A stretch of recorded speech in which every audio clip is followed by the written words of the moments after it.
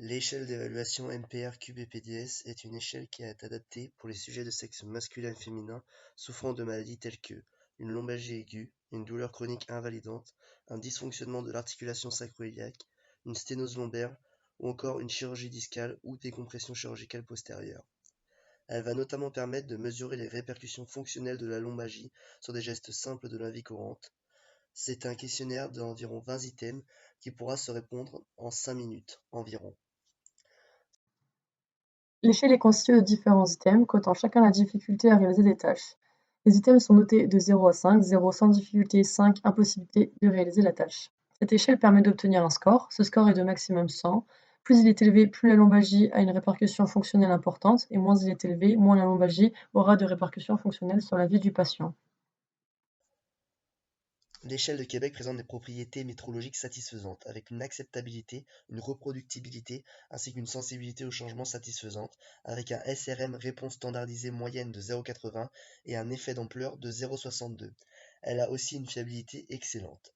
L'échelle d'invalidité des maux de dos au Québec est en mesure de faire la distinction entre le niveau d'incapacité des patients et l'état de santé auto-évalué. Avec un grade de recommandation B, il s'agit ici d'une présomption scientifique. La validité conceptuelle des versions anglaise, française et néerlandaise est bonne, un grade de recommandation B. Validité de la construction interne, nous avons Copec, l'auteur de l'échelle québécoise sur l'incapacité des maux de dos, qui a trouvé une corrélation inter-item entre 0,24 et 0,87, ce qui est une corrélation relativement élevée, et une corrélation item totale qui varie entre 0,59 et 0,86, une corrélation relativement très élevée. Il faut savoir aussi que la corrélation entre le QVPDS et la douleur, les variables psychosociales et les mesures directes de la fonction physique est faible à modérée, grade de recommandation A. Ici, nous avons une limite de cette échelle. Il faut savoir aussi qu'elle ne prend pas en compte les aspects sociaux ainsi que la vie sexuelle.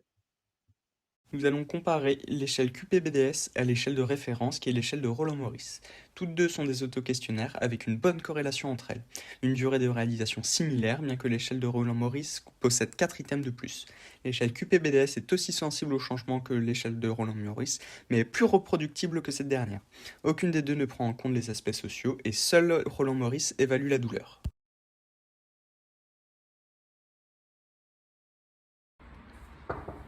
Oui, Entrée, bonjour. Bonjour. Qu'est-ce qui vous amène? Ah, ça fait 2-3 jours, j'ai super mal au bas du dos. D'accord. Je suis bien embêté. Ok, bah oui, ça se voit. Vous avez porté des charges lourdes dernièrement? Oui, j'ai aidé ça mon petit-fils à déménager le week-end dernier, Ok. c'est ça. Et est-ce que ça vous impacte dans votre vie quotidienne, Ah votre bah, vie sexuelle?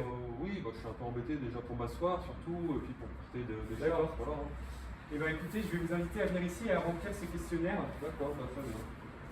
qui va être utile pour voir l'impact sur votre vie quotidienne, l'impact fonctionnel.